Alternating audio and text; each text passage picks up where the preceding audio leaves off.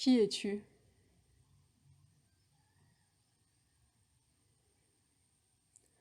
Toi, derrière cet écran, qui es-tu?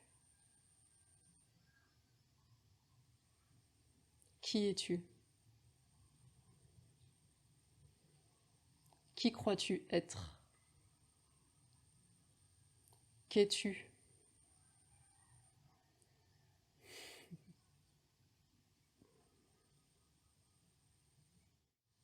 Il y a plein de raisons pour se retrouver sur un chemin de conscience de soi. Une des raisons qui peut pousser, qui peut donner cet élan, c'est cette soif de connaissance, cette soif de se rencontrer, de se connaître. C'est une quête d'amour de soi, de connaissance de soi, de conscience de soi. Et donc il y a cette question fondamentale. Qui suis-je? Qui suis-je?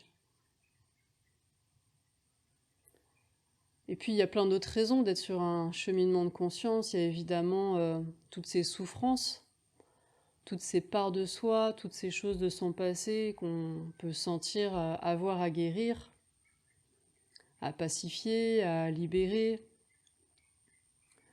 Et quand on chemine aussi pour se guérir, pour apaiser ses souffrances, ses douleurs, en fait, dans mon expérience, on a aussi besoin de mettre de la clarté sur ce qui suis-je. Alors, je te propose, toi, derrière cet écran, d'explorer ensemble cette question de qui suis-je? Qui es-tu?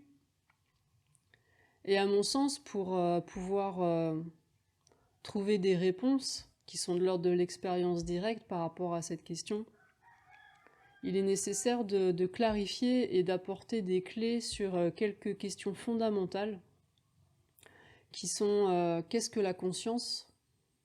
Bah oui, quand on est sur un chemin de conscience, c'est peut-être bien de se poser la question, mais au fait, qu'est-ce que c'est que la conscience? Et aussi, qu'est-ce que c'est que le mental?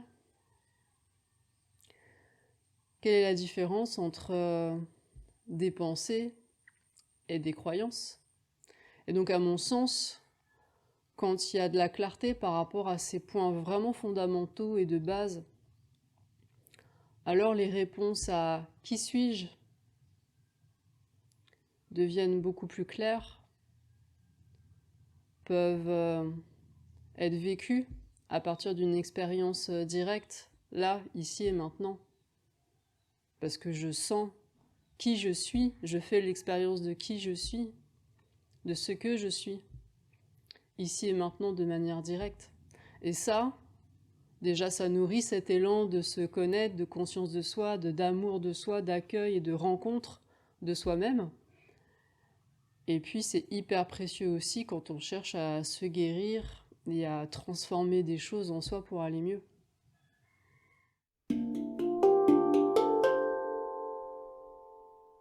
Je suis Karine Lépouchard, je suis thérapeute énergéticienne et enseignante indépendante.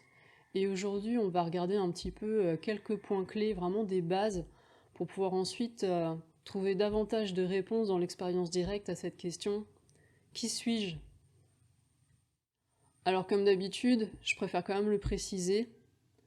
Je parle en mon nom, je parle à partir de qui je suis, à partir de ma conscience, à partir de mon expérience directe.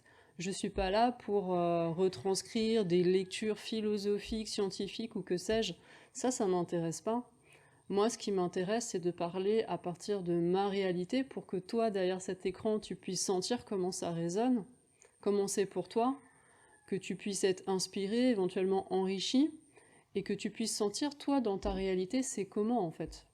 Et n'hésite pas, si à partir de ce que je te partage, il y a des questions, il y a des choses qui sont pas claires, n'hésite pas à me le partager, à me le dire dans les commentaires sous cette vidéo, et n'hésite pas à partager toi aussi comment c'est dans ta réalité, parce que je trouve que c'est hyper riche de pouvoir partager, échanger à partir des réalités qui viennent de l'expérience directe de chacun.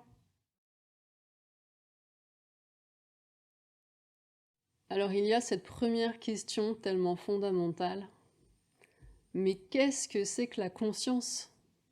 C'est pas une question facile, ça, de définir et de bien identifier, de bien mesurer de manière expérientielle qu'est-ce que c'est que la conscience. Donc moi, je vais partager avec toi quelques aspects qui semblent permettre d'étiqueter et de pointer du doigt ce que c'est que la conscience.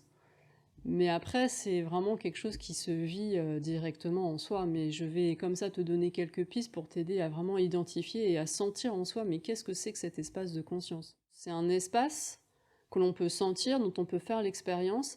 Et cet espace, il n'a pas de limite, il n'a pas de forme, il n'a pas de contour. C'est quelque chose d'ouvert. C'est quelque chose qui n'est pas localisé à un endroit particulier. Alors ça, déjà, ça fait pas mal bugger le mental.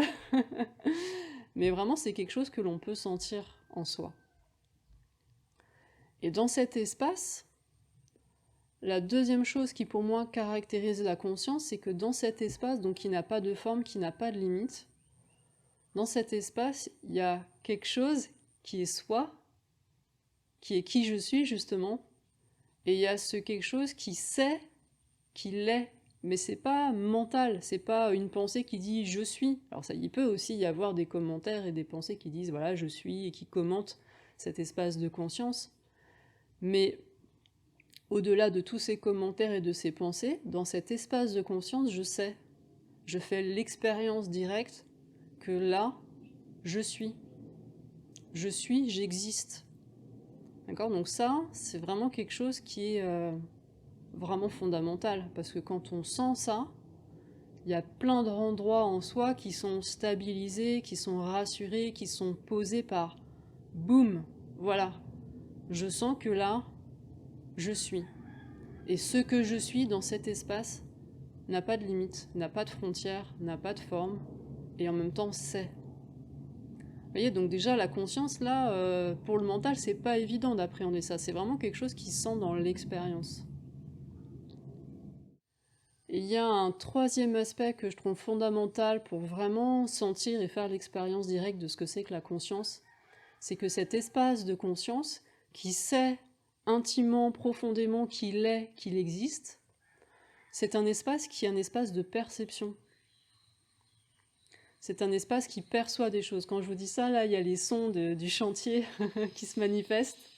Ouais, il y a un chantier juste derrière, il travaille toute la journée, donc j'avais pas trop le choix que de voilà, vous faire cette vidéo avec ces sons de scie circulaire, de marteau, de meuleuse, voilà, il y a des travaux à côté, c'est comme ça. J'espère que ça va pas trop vous gêner pour bien entendre et pouvoir bénéficier de ce que j'ai à vous dire dans cette vidéo. Donc je disais, la conscience, c'est un espace qui perçoit donc des sons, qui voit, qui goûte, qui sent tactilement avec les odeurs.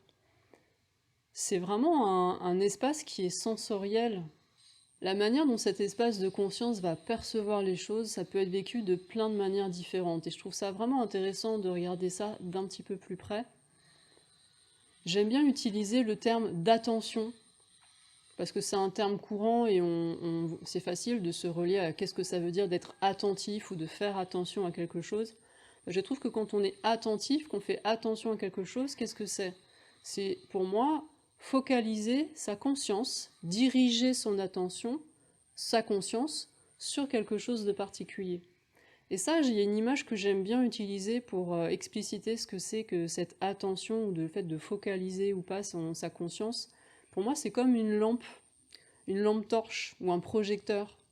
Une lampe torche, on peut la diriger dans plein de directions différentes.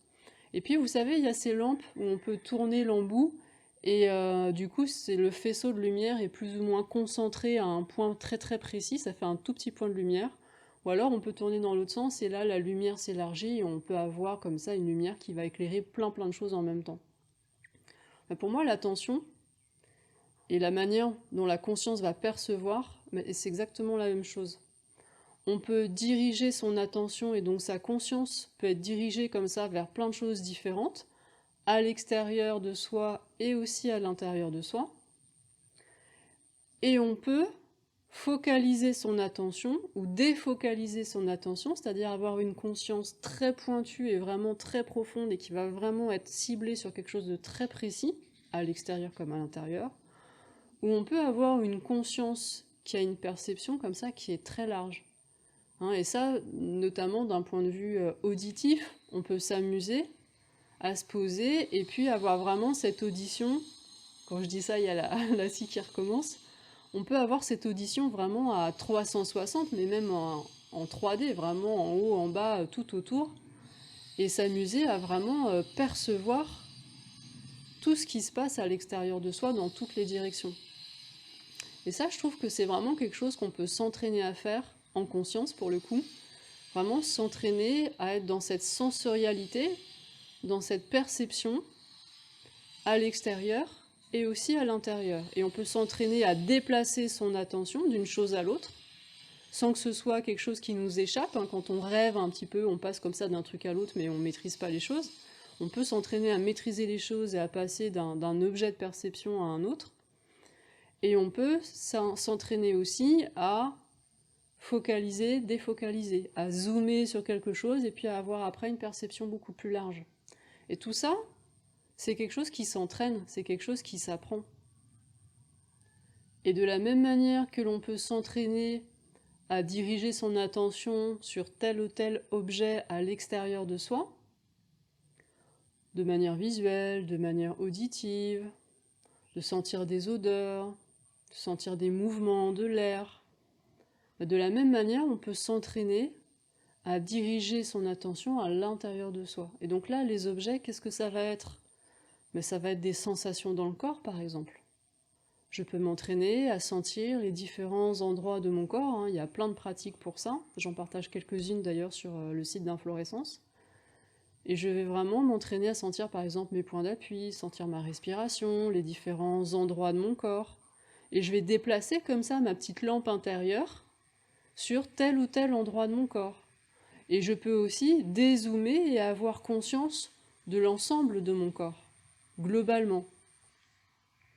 Et puis, au-delà des sensations physiques, il va y avoir mes émotions, l'atmosphère émotionnelle, qui est aussi reliée à mes sensations physiques d'ailleurs.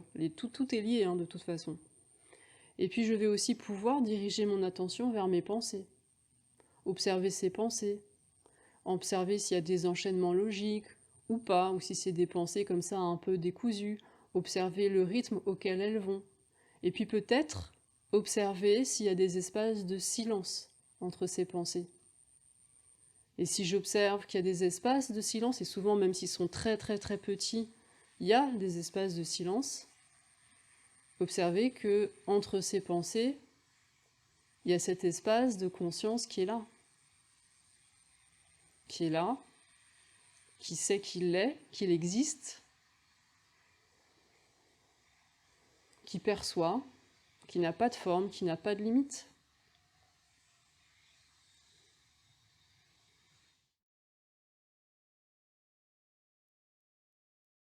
Et le mental alors ? Qu'est-ce que c'est que le mental ? Alors pour moi, dans mon expérience directe, toujours, le mental, c'est cet espace particulier dans ma conscience qui s'occupe, on va dire, qui gère les pensées. Mais alors là, vraiment, je parle de toutes les pensées.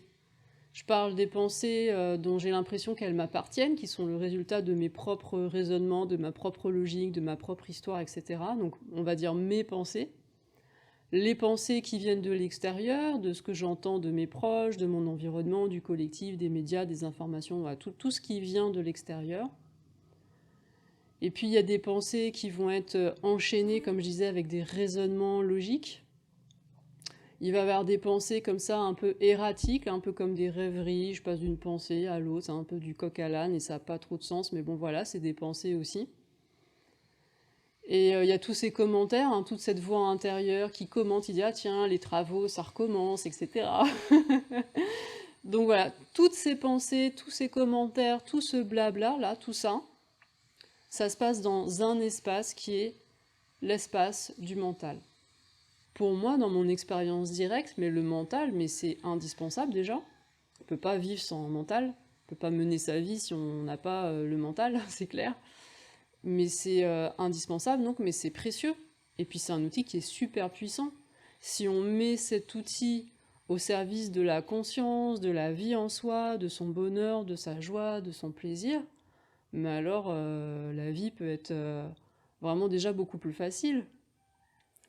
Et c'est sûr que malheureusement, souvent par manque de conscience, de connaissance, ce mental n'est pas au service de la vie, et là c'est vrai que ça peut être vraiment douloureux.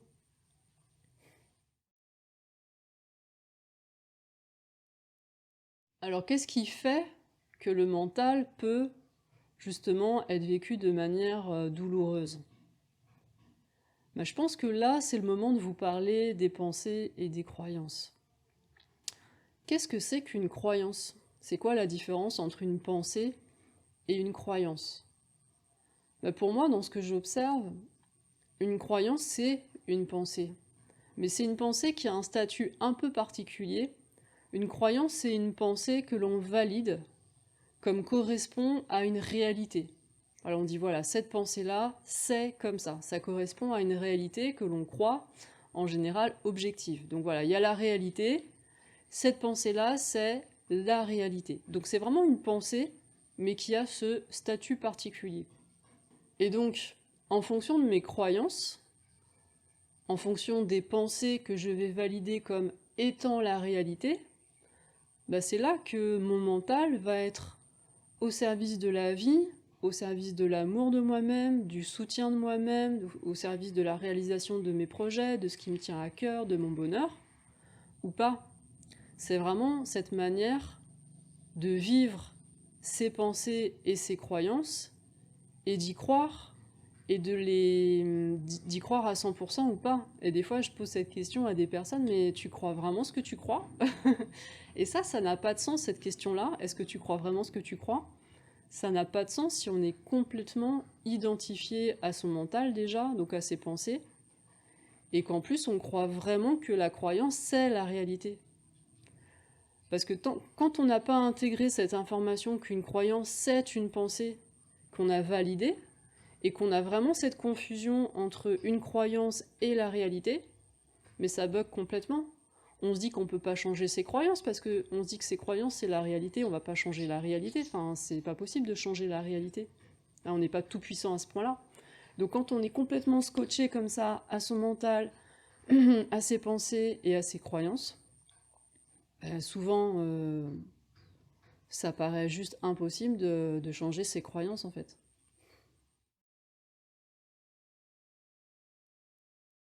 Alors maintenant que je t'ai parlé de conscience, de mental, de pensée et de croyance, j'ai envie de revenir avec toi à cette question. Qui es-tu? Qui es-tu? Je t'invite vraiment à prendre ce moment pour te poser tranquillement, même à faire pause sur cette vidéo et vraiment poser cette question-là. Qui es-tu? Qu'est-ce que ça répond en toi quand tu te poses cette question? Qui es-tu? Qu'est-ce que tu sens? Qu'est-ce que tu crois?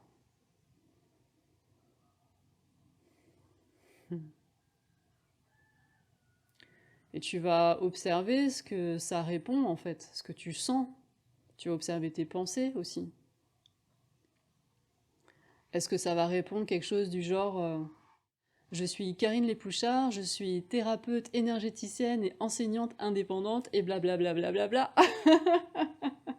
Est-ce que ça va répondre quelque chose du genre je suis une femme de 43 ans, née en France, ta ta ta ta ta, blablabla. Bla bla bla bla. Est-ce que ça va répondre quelque chose du genre je suis un être humain qui s'est incarné sur cette terre pour faire l'expérience de blablabla. Bla bla bla bla. Qu'est-ce que ça répond? Mentalement, qu'est-ce que tu sens?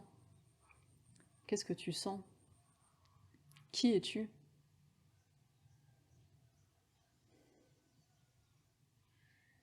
Est-ce que tu sens, est-ce que tu crois que tu es d'abord ce corps?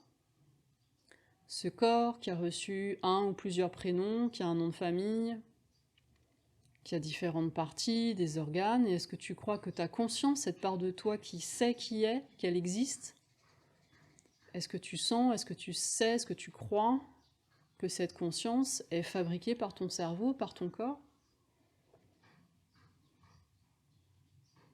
Si tu sens ça, si tu crois ça, ça veut dire que avant que ton cerveau ne commence à fonctionner, il n'y a pas de conscience.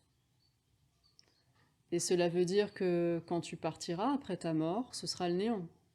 Il n'y aura plus de conscience non plus. Donc ça, c'est une manière de se voir soi-même, de voir le monde, de concevoir les choses, de sentir les choses, qui est particulière, qui parlera à certaines personnes et pas à d'autres. Ce qui est intéressant, je trouve, c'est que chacun puisse sentir, ok, est-ce que ça me parle? Il y a plein d'autres manières de voir les choses. Une autre manière de voir les choses, c'est de dire, ok, ce que je sens être, qui je suis, c'est pas d'abord ce corps. Qui je sens être, qui je suis, c'est d'abord justement cet espace de conscience. Si je suis d'abord cet espace de conscience, cet espace de conscience s'incarne à un moment donné dans ce corps, donc la conscience préexiste au corps, fait l'expérience d'être un être humain sur cette terre dans ce corps. Le corps est plus comme une sorte de tenue de cosmonaute pour être sur cette planète-là, ou d'interface, enfin, vous voyez ça comme vous voulez. Et ça veut dire qu'après la mort, la conscience continue à faire d'autres expériences sous d'autres formes. C'est complètement différent. Donc la première manière de voir, une manière de voir, on appelle ça un paradigme. Donc la première manière de voir, c'est ce qu'on appelle le paradigme matérialiste. Dans le paradigme matérialiste, il y a d'abord le corps qui produit la conscience. Et dans la deuxième manière de voir et de sentir les choses, on est dans un paradigme spiritualiste ou non matérialiste. C'est-à-dire il y a d'abord la conscience et le corps vient ensuite dans un second temps. Et il n'y a pas besoin d'avoir un corps pour faire l'expérience de la conscience. Donc vraiment ce qui est intéressant, c'est que toi, là derrière cet écran, tu puisses sentir, ok, qu'est-ce qui résonne pour moi? Comment est-ce que je fonctionne? Comment est-ce que je vois les choses? Quel est mon paradigme? Et si je te parle de tout ça, c'est pas juste du blabla théorique, philosophique ou abstrait. C'est qu'en fait, en fonction de comment tu vois les choses, en fonction de comment tu sens les choses, et vraiment de ce paradigme dans lequel tu fonctionnes, mais ça va complètement changer, mais tellement de choses dans ta vie. Déjà, ça change ta vision de qui tu es, de ce que tu es, intimement et profondément. Donc ça conditionne ta manière de voir les autres, d'être en relation avec toi-même, mais d'être en relation avec les autres. Ça conditionne ta manière de mener ta vie, de faire tes choix, d'orienter ta vie. Ça conditionne ta manière de voir le monde. Ça conditionne intérieurement ta manière de vivre tes pensées, tes émotions, ton corps, ton rapport à ton corps. Mais ça conditionne tellement de choses. Tellement de choses. Je vais pas développer ça dans cette vidéo-là parce que vraiment elle serait beaucoup trop longue, mais si c'est vraiment des choses qui t'intéressent, n'hésite pas à me le mettre dans les commentaires et peut-être je pourrais faire une vidéo où vraiment j'explore spécifiquement avec toi quelles sont les conséquences de fonctionner dans tel ou tel paradigme. C'est hyper intéressant, c'est fondamental en fait. Voilà, donc je t'encourage vraiment à observer, à questionner, à ressentir pour toi qu'est-ce que c'est que la conscience, qu'est-ce que c'est que le mental, comment fonctionne ce mental, à t'entraîner à observer tes pensées, tes croyances.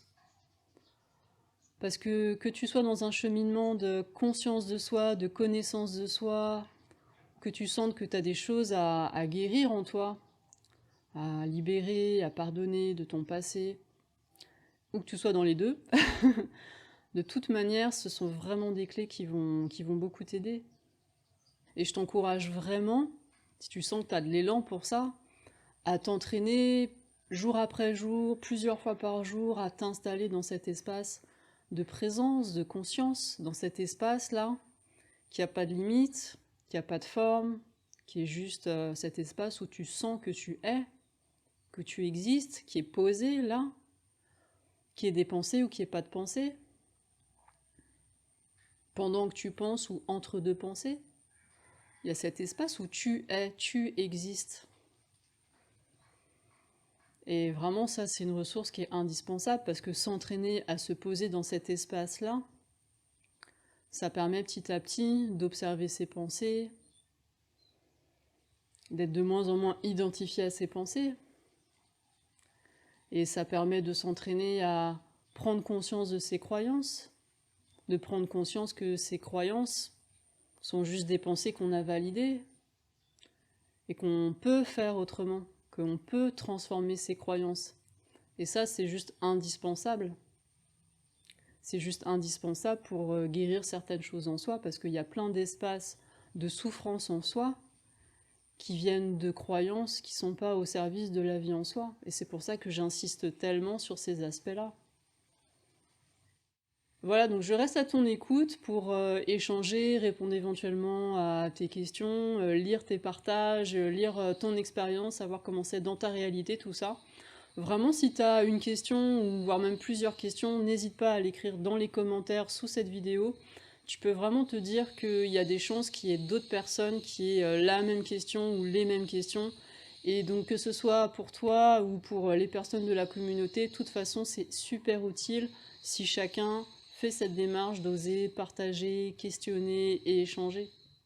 Et puis si tu as besoin d'aide, si tu sens que peut-être certaines difficultés que tu rencontres en ce moment peuvent être liées à certaines croyances que tu as du mal à identifier, ou peut-être que tu as déjà identifié mais sur lesquelles tu as la sensation d'être un petit peu bloqué pour l'instant, écoute, je te remets le lien pour réserver un accompagnement en téléconsultation, tu verras, tu as juste à suivre ce lien et tout est expliqué. Voilà, comme d'habitude, si cette vidéo t'a aidé, t'a inspiré, t'a enrichi, si tu as envie de soutenir sa diffusion, si tu as envie que d'autres personnes puissent bénéficier de ces clés et de ces ressources, pense à t'abonner à cette chaîne, pense à liker cette vidéo et n'hésite pas à la partager dans les réseaux sociaux, dans les groupes et partout où tu penses que ça pourrait être utile. À bientôt pour une nouvelle vidéo. Bye bye.